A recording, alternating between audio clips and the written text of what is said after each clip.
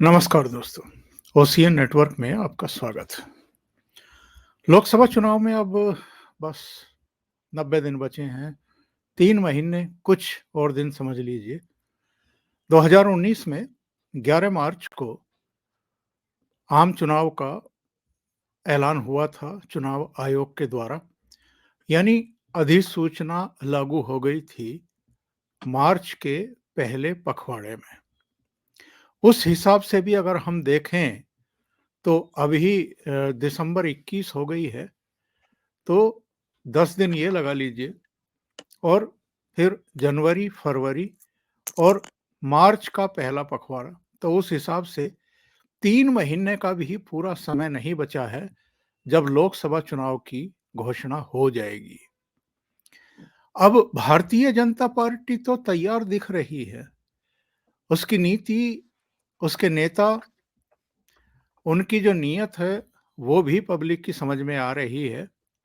लेकिन जहां तक उनका विकल्प बनने का दावा करने वाले इंडिया अलायंस के नेताओं का प्रश्न है, तो पटना, बेंगलुरु, मुंबई और अब चौथी बैठक उनकी दिल्ली में हो चुकी है। 4 बैठकों के बाद भी और जब लोकसभा चुनाव बिल्कुल सिर पर आ गए हैं, उसके बाद भी अगर वो अपना कोई लोगो भी तैयार नहीं कर पाए, कोई झंडा भी तैयार नहीं कर पाए, कोई नेता भी तैयार नहीं कर पाए, न्यूनतम साझा कार्यक्रम भी नहीं बना पाए, तो आप अंदाजा लगाइए। और अभी बैठक के बाद कहा गया कि राज्य स्तर पर सीट शेयरिंग की बात तय हो जाएगी और जहां-जहां इनके सींग भिड़े हुए हैं, यानी इनके जो घटक दल हैं वो ये कह रहे हैं कि नहीं, हम तो इस राज्य में सभी सीटों पर चुनाव लड़ेंगे। जैसे अरविंद केजरीवाल ने पंजाब के बारे में कह दिया और अपने एक प्रवक्ता, एक मंत्री सौरभ भारद्वाज के जरिए दिल्ली के बारे में भी कह दिया कि इन 2 राज्यों से तो कांग्रेस पार्टी बाहर ही रहे, इनकी तरफ ना देखे।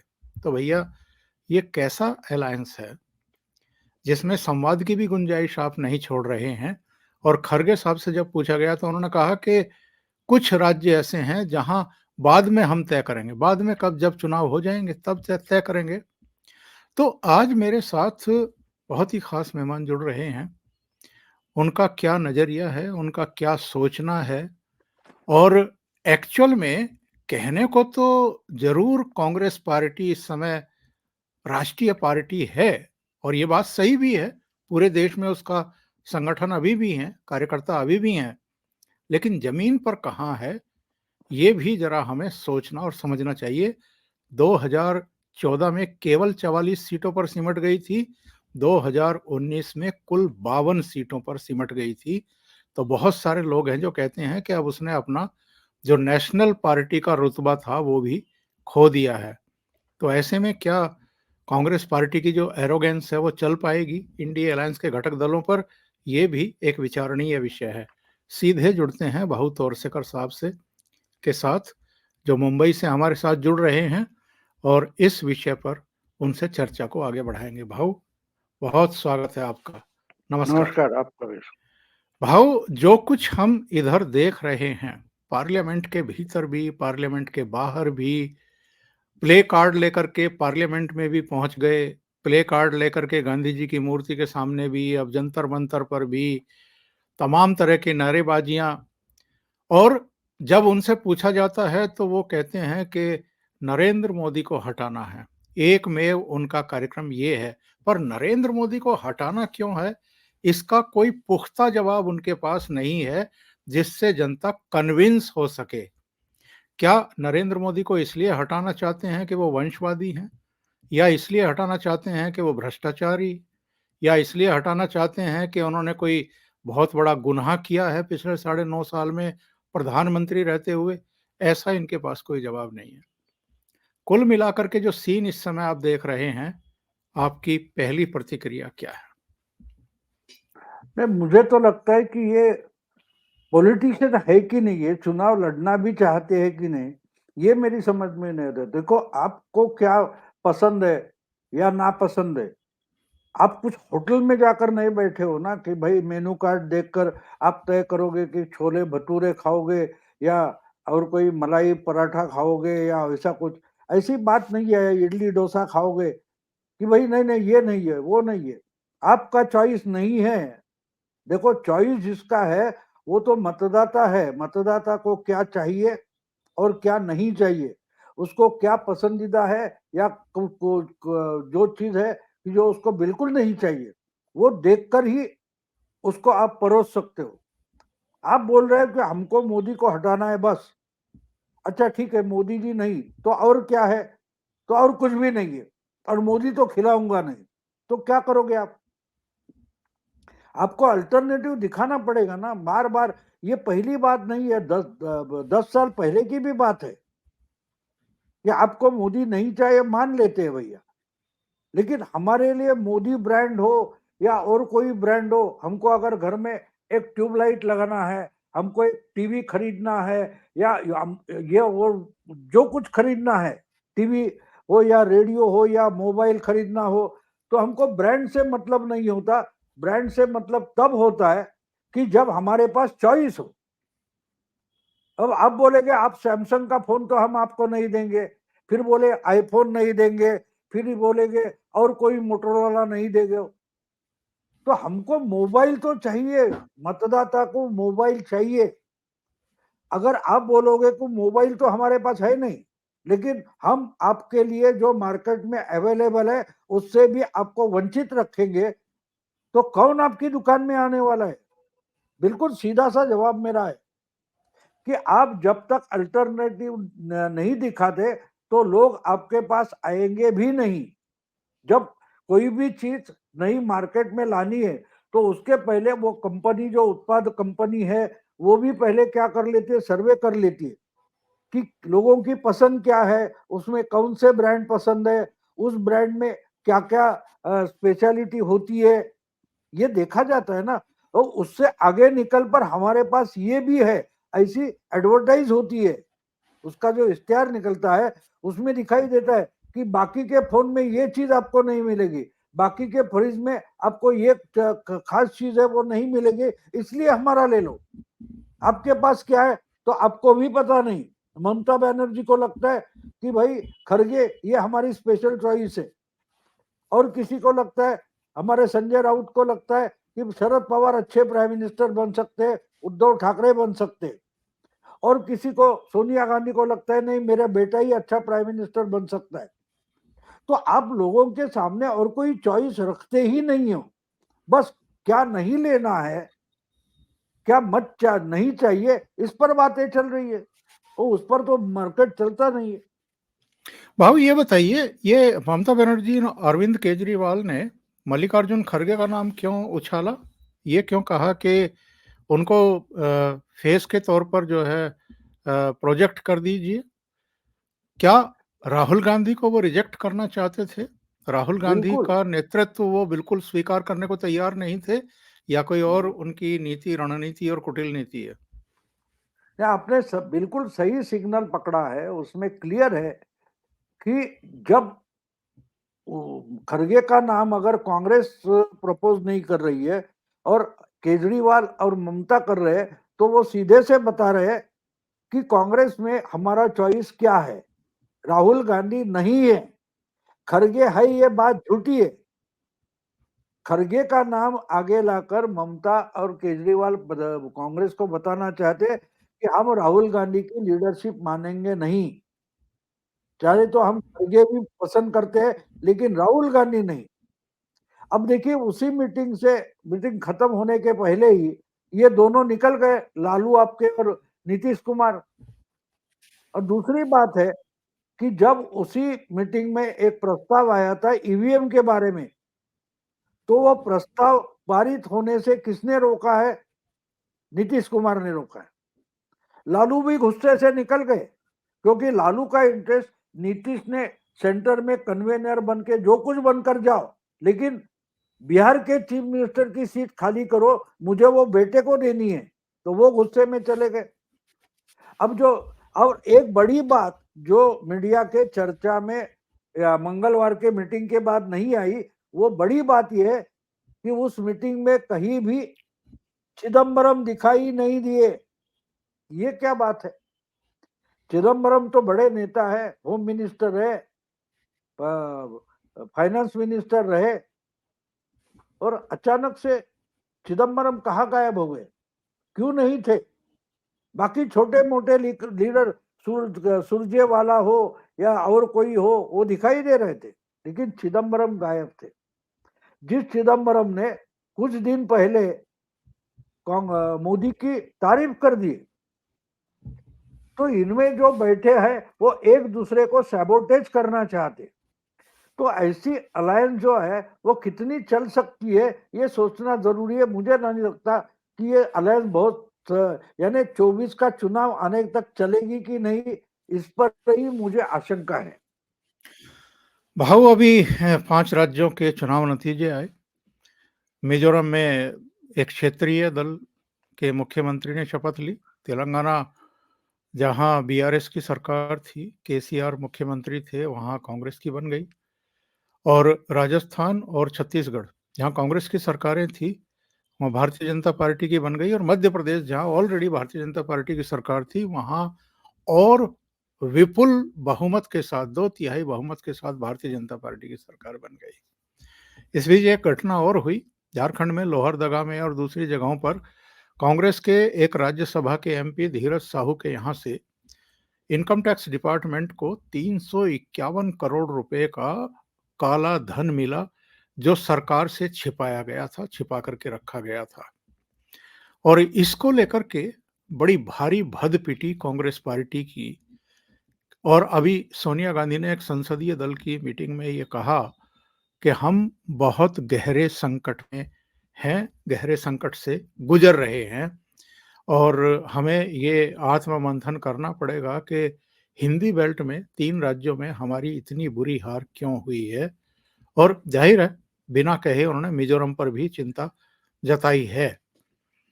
क्या जो एक परसेप्शन कांग्रेस के बारे में बन रहा था, और 3 राज्यों में भारतीय जनता पार्टी की सरकार बनने के बाद जो भारतीय जनता पार्टी के पक्ष में एक माहौल बन रहा था, और जो भद पिटी थी धीरज साहू के यहाँ से 351 करोड़ कैश मिलने के बाद, उससे लोगों का ध्यान हटाने के लिए ये सिक्योरिटी ब्रीच का मामला आगे लेकर के आए, बहाना बनाया उसको, और पार्लियामेंट में बवाल किया, ताकि मजबूर किया जाए सभापति को और स्पीकर को और सरकार को कि वो इनको निलंबित करने के लिए बाध्य हो जाएं, मजबूर हो जाएं, और फिर इसको मुद्दा बना करके लोगों के बीच में जाया जाए, मतदाताओं को कहा जाए कि देखो, लोकतंत्र की हत्या कर दी इन्होंने, इन्होंने हमें बोलने नहीं दिया, हमारा बोलने का हक छीन लिया।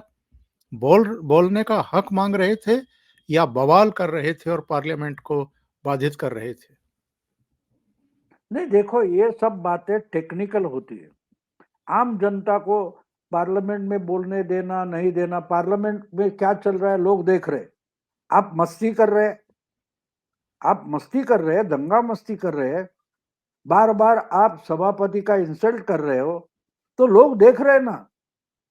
अगर स्कूल में, मुझे एक बताइए, बाकी की बातें छोड़ दीजिए, ये लोकशाही डेमोक्रेसी वो बात छोड़ दीजिए, एक मुझे बोलिए कि अगर हम, जो सीसीटीवी लगा होता है, वो सीसीटीवी का फुटेज लेते, एक स्कूल का फुटेज है, एक क्लास में बच्चे बहुत मस्ती कर रहे हैं, टीचर पर ये क्या बोलते हैं, तीर चला रहे कागज के, या कागज के बंडल बनाकर फेंक रहे हैं, या कुछ बोल रहे हैं, सियाही फेंक रहे हैं टीचर पर, और टीचर ने हाथ में छड़ी लेकर अगर सबको पीट दिया, तो लोग देखकर क्या बोलेंगे? इस ऐसे बच्चे जो है उनको इसी ढंग से पीटना चाहिए, सजा देने चाहिए, ऐसा ही बोलेंगे ना।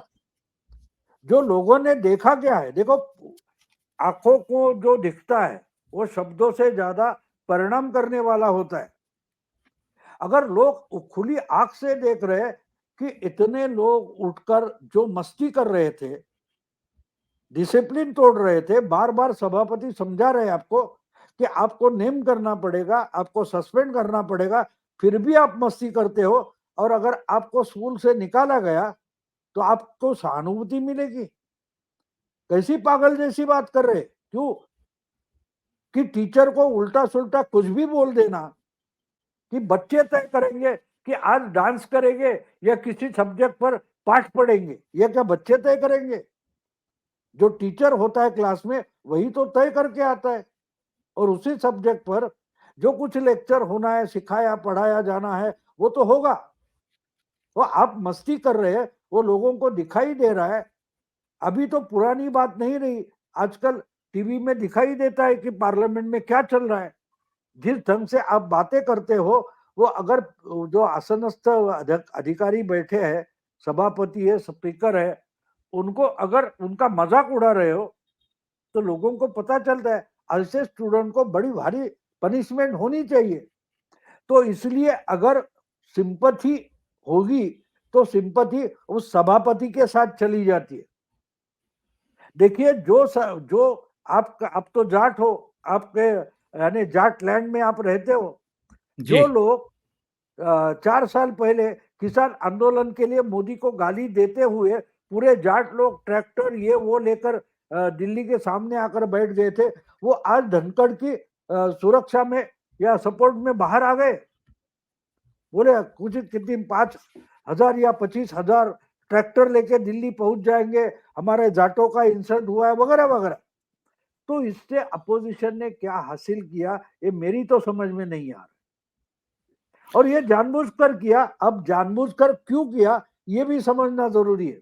आपने जो सवाल उठाया था धीरज साहू का, वो धीरज साहू का मामला बहुत चर्चित हो रहा था। ये जो गड़बड़ हो गई वो मैं नहीं मानता कि कांग्रेस के ही किसी षड्यंत्र के तहत 2 लड़कों को भेजा गया, जंप मारो, वो नहीं है।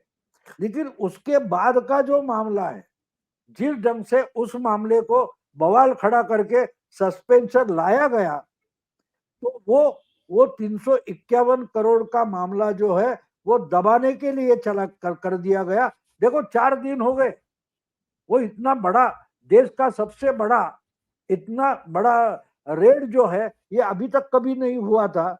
उसको ढकने के लिए 141 सस्पेंशन का नाटक रचा गया। और जिस ढंग से ये लोग सस्पेंड हुए तो हम देख सकते हैं कि बार बार सभापति इनको समझा रहे हैं कि आपको सस्पेंड करना पड़ेगा, फिर भी कर रहे हैं। इसका मतलब साफ है कि 351 करोड़ का मामला जो है वो हटाने के लिए दूसरा कोई बवाल खड़ा कर दिया जाए। और इसके लिए जो इतनी बड़ी बात नहीं थी कि होम मिनिस्टर का हमको जवाब चाहिए। अगर लीगली और कॉन्स्टिट्यूशनली अगर गृह मंत्री के पास संसद की सिक्योरिटी नहीं रहती तो वो जवाब क्यों देंगे? बस नहीं, हमको जवाब चाहिए, नहीं तो हम इनडिसिप्लिन करेंगे, करो सस्पेंड। अब इसका भी बूमरैंग हुआ है। इसके उस पर मैं सोच रहा हूं कि ये कैसे बूमरैंग हुआ है, ये आगे चलकर हमको पता चलने वाला है। अभी इस पर बोलना जरूरी मैं नहीं मानता। लेकिन एक बात साफ है कि जो बवाल इन्होंने खड़ा किया है उसमें ही अपोजिशन फंस गया, और इसका बड़ा बुरा परिणाम हमको चुनाव में मिलने वाला है। बड़ी बात आप कह रहे। जी जी, मैं ये जानना चाह रहा हूं कि एक तरफ तो आप अब तख्तियां लेकर के गांधी जी की प्रतिमा के सामने जंतर मंतर पर सियापा कर रहे हैं, हमारा हक था, इतनी बड़ी संख्या में निलंबित कर दिया सांसदों को दोनों सदनों से। और दूसरी तरफ क्या कर रहे हैं कि एक गेट पर बैठ कर के आप मिमिक्री कर रहे हैं सभापति की, और राहुल गांधी भी पूरी मस्ती में दिखाई दे रहे हैं। उनके साथ में खड़े हुए केसी वेणुगोपाल, मनोज झा, कई दूसरे मेंबर ऑफ पार्लियामेंट वो खिलखिला रहे हैं जैसे वो लौंडे लफाड़े जो हैं कई बार गली के नुक्कड़ पर, गलियों में, सड़कों पर खड़े होकर के वाहियात बातें करते हैं और आनंद की अनुभूति प्राप्त करते हैं, किसी पर भी तंज कसते हैं आते जाते पर। वो वैसा ही अखाड़ा इनका था। कहीं हमें, आपको या किसी को लगा कि निलंबन से ये लोग दुखी हैं, परेशान हैं, इनके चेहरों पर वो निलंबन की कोई रत्ती भर भी छाया है? ये तो वहां जश्न की मुद्रा में थे, कोई डांस कर रहा था, कोई वीडियो बना रहा था। कर रहे थे। जी जी। तो इससे क्या मैसेज दिया इन्होंने पूरे देश को और मतदाताओं को? उन्होंने तो हम कैसे नालायक एमपी है, फिर से हमको सांसद बन के मत चुनो, हम तो यहाँ तो पिकनिक मनाने आते, आपने लोगों को क्या दिखाया, क्या करके दिखाया। हम तो पिकनिक को जाते हैं तो दो चार लोगों के पास बच्चों, अभी तो हर एक के पास मोबाइल आ गया तो उसमें कैमरा है। पुराने जमाने में हम क्या करते थे, जब पिकनिक को जवान लड़के जाते हैं, जवान लड़कियां जाती है, तो एक दूसरे के पास कैमरा होता है और बाकी को मस्ती कर रहे हैं तो वो कैमरा सब वो पकड़ लेता है, कैद करता है। ये हमने देखा है ना। तो ये जो गेट पर बैठकर मिमिक्री वगैरह कर रहे थे, वो पिकनिक नहीं तो क्या थी। लोग इतने तो बुद्धू नहीं है। आप जो समझ रहे हो, आज जो बक रहे हो और लोगों के सामने जो दिखाई दे रहा है, इसमें कितना फर्क है। आप पिकनिक मना रहे हो और लोगों को बता रहे, देखो हम लोकशाही जनपद गणतंत्र मर रहा है इसके लिए मातम कर रहे हैं, और लोगों को दिखाई दे रहा है कि ये तो पिकनिक कर रहे हैं, ये हंसी मजाक कर रहे हैं। अरे मातम में कभी हंसी मजाक होती है क्या? जिस ढंग से राहुल गांधी उसका शूट कर रहे हैं अपने मोबाइल पर, तो वो देखकर कॉमन मैन, देखो आप इंटेलेक्चुअल लेवल पर मत सोचो कि टीवी का एंकर या टीवी पर आए हुए कोई माननीय जो बोलते हैं वो बात छोड़ो। रास्ते का इंसान जो है वो किस नजर से उसको देखेगा और क्या समझेगा, ये सोचो तो आपको समझेगा कि इसका चुनाव पर क्या परिणाम होने वाला है। इसका विपरीत परिणाम होगा कि हमने कितने नालायक लोग चुनकर भेजे हैं। जो जो चेहरे दिखाई दिए, लोग बोलेंगे अगले समय इनको चुनना नहीं है। और यही बात इसके पहले 2014 में जो जो संसद में मस्ती कर रहे थे, ऐसे बहुत सारे लोग 2019 का चुनाव हार गए। इसलिए तो मोदी जी 282 से लेकर 303 तक पहुंच गए। अब देखिए अब क्या होगा, देखिए इनकी संख्या और घटेगी, क्योंकि लोगों ने कैसे सांसद नहीं चुनने चाहिए इसका तो खुद अपने प्रैक्टिकल प्रदर्शन दिखा दिया है लोगों को। तो एक बात है कि ये लोग बुरी तरह से 2024 का चुनाव हारेंगे, और इसलिए मोदी जी चुप है, उनको बोलने की जरूरत नहीं। अगर आप उनके लिए इतनी मेहनत कर रहे हो तो मोदी जी को उस पर कोई टिप्पणी करने की जरूरत भी नहीं है। कांग्रेस अपने आप को भले ही राष्ट्रीय पार्टी कहे प्रचारित करे, लेकिन 2014-2019 दोनों चुनाव ने यह साबित किया है कि वो अब सिमट गई है, हाशिए पर चली गई है। केवल 44 सीटें और 52 सीटें। आज की तारीख में भी अगर हम बात करें, अभी आपने 2024 के चुनाव की बात की, तो कौन-कौन से ऐसे राज्य हैं जहां भारतीय जनता पार्टी और कांग्रेस की आपस में लड़ाई होगी? कौन से ऐसे स्टेट हैं जहां भारतीय जनता पार्टी की रीजनल पार्टियों से लड़ाई होगी और कांग्रेस की रीजनल पार्टियों से लड़ाई होगी? और कौन से ऐसे स्टेट हैं जहां रीजनल पार्टियां आपस में लड़ेंगी और ये दोनों ही नेशनल पार्टी वहां कमजोर हैं? और आपकी दृष्टि में नतीजे क्या रहने वाले हैं 2024 में? देखिए मैंने एक ये जो अलग अलग लोगों के चैनल पर प्रोग्राम चलते मैं देखता रहता हूँ। इंडिया टुडे पर अमिताभ तिवारी नाम के कोई पत्रकार थे, उनका एक ये मुझे बहुत पसंद आया। उन्होंने पूरे 543 जो सीटें हैं उनका ब्यौरा जो दिया है वो 4 कैटेगरी में दिया है। एक तो जहां बीजेपी और कांग्रेस इनकी सीधी टक्कर है, तीसरी पार्टी है ही नहीं, ऐसी उन्होंने बताया कि 190 सीटें हैं कि जहां तीसरी पार्टी नहीं है, बीजेपी और कांग्रेस, और इनकी टक्कर में पिछले चुनाव में 190 में से 175 सीटें कांग्रेस ने जीती है, बीजेपी ने जीती है, और सिर्फ 15 सीटें कांग्रेस ने जीती है। अब जी देखिए, जी। अगर इसका मतलब यह है कि इंडिया अलायंस जो बनी है उसमें जो कांग्रेस पार्टी है वो बीजेपी को हराना चाहती है, लेकिन ये हरा सकती है ऐसी सिर्फ 190 सीटें हैं, इससे ज्यादा है नहीं। यानी जहां बीजेपी और कांग्रेस की टक्कर होगी ऐसी सीटें 200 से ज्यादा नहीं है। और इसमें कांग्रेस का हिस्सा कितना है? केवल 15 अगर सीटें। बीजेपी का 175 है और कांग्रेस का 15 ही है, तो इसका मतलब सीधा ये होता है कि बीजेपी ने उसमें से जितनी सीटें जीती है उसमें 10% भी कांग्रेस के पास नहीं है। अब दूसरी बात, उसने दूसरी कैटेगरी जो बताई कि बीजेपी ने 303 सीटें जीती थी, उसमें से ये जो बीजेपी के 175 190 में है, लेकिन उससे बची 100 कुछ 27-28 सीटें हैं कांग्रेस छोड़कर, कांग्रेस को तो 128 सीटों पर किसी ना किसी बिगर कांग्रेस पार्टी को बीजेपी ने हराया है। और ऐसी सीटें 128 बीजेपी की है, लेकिन वो 185 से निकली हुई है, यानी कि 185 सीटें लड़ी, वहां कांग्रेस 2 नंबर पर नहीं है, कांग्रेस छोड़कर कोई 2 नंबर की पार्टी है, और उसमें भी बीजेपी ने 128 सीटें जीती है। मतलब क्या है, हर 7 सीटों में बीजेपी ने 5 सीटें जीती है, जो जी। बिगर कांग्रेस से लड़ाई हुई। और वहां देखो तो 10 में से 9 सीटें बीजेपी ने जीती है, तो इसकी टोटल करो तो 303 हो जाती है।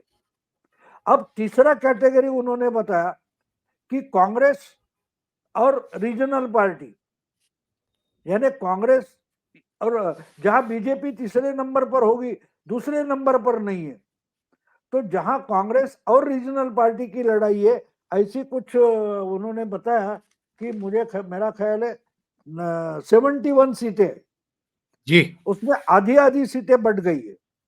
और चौथा उन्होंने 97 सीटें ऐसी है कि उस 97 में बीजेपी है ही नहीं, यानी इंडिया अलायंस हो ना हो उससे बीजेपी को या किसी को फर्क पड़ने वाला नहीं। इसका सीधा मतलब ऐसे कि 543 सीटें ऐसी है कि जहां बीजेपी से कोई मतलब ही नहीं है। एक कितना 97 सीटें। 543। हाँ, तो अब 543 आप में से एक अगर मान उसने लो निकाल। कि जहां बीजेपी चुनाव लड़ने ही वाली नहीं है, क्योंकि खड़े उम्मीदवार होंगे तो भी बुरी तरह से हारेंगे, डिपॉजिट चले जाएंगे, तो ये 100 सीटें बीजेपी स्पर्धा में रेस में नहीं है। तो बची कितने सीटें, 97 हम निकाल देते हैं, तो बचती है सीटें 445 46 सीटें, यहां बीजेपी रेस में है। और उस सीटों में 303 सीटें बीजेपी ने लाई है, तो कहां से लाई है, 445 में से 303 सीटें लाई है। और उसमें भी शायद ऐसा हो सकता है कि जो 71 सीटें जहां कांग्रेस और रीजनल पार्टी की लड़ाई हुई, उधर बीजेपी तीसरे चौथे नंबर पर होगी। बिल्कुल बिल्कुल। तो ये हमको समझना जरूरी है कि भाई 375 सीटें ऐसी है कि जहां बीजेपी जीतती है या 2 नंबर पर है, 15 सीटें कांग्रेस की, और जो रीजनल पार्टी है उनके सामने बीजेपी खड़ी होती है तो एक या दूसरे नंबर पर होती है। उसमें 375 में 72 सीटें ऐसी है कि जहां बीजेपी 2 नंबर पर है। अब पिछले चुनाव से भी ज्यादा मेहनत बीजेपी 5 साल से करती आई है, और उसमें उसको उन्होंने आज 400 सीटों से ज्यादा, 400 कुछ 10 सीटें है कि जहां बीजेपी ने अपने को 2 नंबर पर कम से कम लाना है। जहां पिछली बार हारे, इस वक्त 2 नंबर तक पहुंचना है, ये तय करके ये 1 साल से लड़ाई कर रहे। तो बचता ये है कि अगर 190 सीटें ऐसी है कि जहां कांग्रेस बड़ी पार्टी है, कांग्रेस बीजेपी से अकेली लड़ने वाली है, तो वहां कांग्रेस के लिए इंडिया अलायंस के जो बाकी पार्टीज है उनका रहना न रहना उससे कोई मतलब है नहीं। 190 का मतलब समझो, मान लो 200 सीटें, 200 सीटें ऐसी है कि जो कांग्रेस को लड़नी है, और उसमें रीजनल पार्टी इंडिया अलायंस के दोस्त पार्टियां, उनका कोई मतलब ही नहीं है। जी जी। दूसरी जगह जब बीजेपी और अपोजिशन पार्टी रीजनल पार्टी से लड़ाई है, वहां कांग्रेस होने से मतलब नहीं है। तो इसका मतलब सीधा साधा ये हो जाता है कि कांग्रेस ने इंडिया अलायंस जो बनाई है उसका 2024 के चुनाव के लिए कोई मतलब ही नहीं है। ये अलग अलग अकेले लड़े या इंडिया अलायंस बनकर लड़े, बीजेपी को उससे कोई मतलब ही नहीं है। और इसीलिए बीजेपी आराम से अपना काम कर रही है, ना इंडिया अलायंस के बैठक के लिए ध्यान दे रही है, इनका कन्वेनर है, लोगो है, इसके बारे में देख भी नहीं रही है बीजेपी, क्योंकि उनको मालूम है उनकी ताकत कहां है। और देखिए जो बची हुई रीजनल पार्टी है उसमें 21 सीटें ओडिशा की है, 29 सीटें कहाँ की है, ये आंध्र आंध्र की है। प्रदेश। तो यस। वो तो 50 हो गए, और उसमें 17 सीटें इसकी डालो तो तेलंगाना। 67 सीटें ऐसी है कि जहां कांग्रेस भी रिलेवेंट नहीं है। तो इसलिए सही। इंडिया अलायंस बने ना बने उससे बीजेपी को मतलब ही नहीं है। बीजेपी के स्ट्रेटेजी में इंडिया अलायंस का कोई मतलब नहीं है। ज्यादा से ज्यादा ज्यादा से ज्यादा इंडिया अलायंस जो बन गया है उसका प्रभाव 50 सीटों पर हो सकता है। कितने? 543 सीटों में सिर्फ 50 सीटों तक ही इंडिया अलायंस का प्रयास कुछ परिणाम ला सकता है, बाकी की सीटों पर इसका कोई परिणाम होने वाला नहीं है। तो बात साफ है, बीजेपी वापस सत्ता में आ रही है, बहुमत के साथ आ रही है। हाँ, सीटों के बारे में कम ज्यादा आप बोल सकते हो, वो बोलो, लेकिन उसमें तो इनका मोटो जो है वो तो हार चुका है। क्योंकि इंडिया अलायंस किस लिए बनी है? मोदी को हराना है, और मोदी वापस आ रहे। 100% अगर मोदी वापस आ रहे तो इंडिया अलायंस होने का मतलब ही नहीं रहता, उसका कोई उद्देश्य नहीं रहता। तो इंडिया अलायंस किस मोटिवेशन पर चलेगी ये मुझे नहीं पता चल रहा है। और भाऊ इसी मोदी, कारण से मैं और एक हाँ बोलिए। मैं ये कह रहा हूँ कि मोदी के पास तो बहुत कुछ है बताने को कि आप मुझे तीसरी बार जनादेश क्यों दें। उनके पास 9.5 साल, पौने 10 साल प्राइम मिनिस्टर के तौर पर उन्होंने क्या-क्या किया है, उनके पास बताने को बहुत कुछ है। और विपक्ष के नेताओं को या इस गठबंधन को वोट क्यों ना दें, ये बताने के लिए भी मोदी के पास है। पर इनके पास ऐसा क्या है देश के मतदाताओं को बताने के लिए कि आप हमको वोट दीजिए और मोदी को वोट मत दीजिए? इनके पास कुछ एजेंडा ही भी नहीं है ना। आज आपके पास कोई एजेंडा भी नहीं है।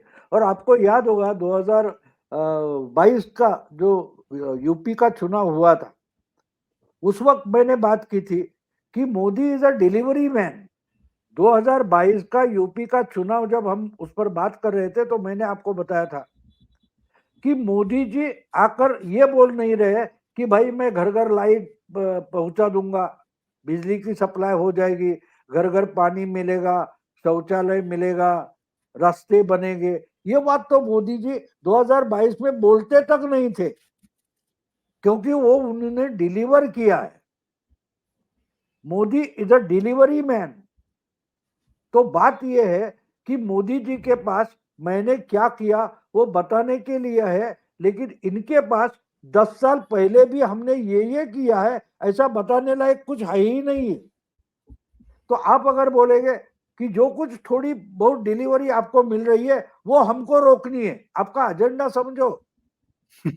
आप मोदी को हटाना चाहते हो तो उसका मतलब क्या होता है कि जो डिलीवरी आज मिल रही है वो हम बंद करेंगे, वो बंद करने के लिए हमको वोट दो। मोदी जी आपको फ्री राशन खिला रहा है तो आपके घर का चूल्हा जल रहा है, मोदी जी आपको गैस दे रहा है। तो आपका घर का चूल्हा ना जले, उस चूल्हे पर किस पतीले में चावल या आटा ना हो, इसके लिए हमें वोट दीजिए, ये बोल सकते हो आप? मुझे कहिए ना, इनके पास बोलने के लिए क्या है? ये जो बोल रहे हैं उसका मतलब क्या निकलता है कि आपका फ्री राशन बंद कर देंगे हम, आपका गैस बंद कर देंगे हम, आपका जो रास्ता बन गया वो भी हम खराब कर देंगे, आपके घर में शौचालय। पानी ना पहुंचेगा, आपका शौचालय वो बिगड़ेगा। तोड़ आपके देंगे घर उसको। में बिजली सप्लाई हो रहा है वो बंद करना है, इसके लिए हमें वोट दो, बोल सकते हो, लेकिन यही तो बोल रहे हैं। मोदी को हटाना है का मतलब क्या है? आपके घर की बिजली बंद होगी, क्या बोलते हैं उसको, पानी का सप्लाई बंद हो जाएगा, फ्री राशन बंद हो जाएगा, इसका मतलब ही मोदी को हराना है। तो इनके सामने है क्या? इनके सामने है क्या?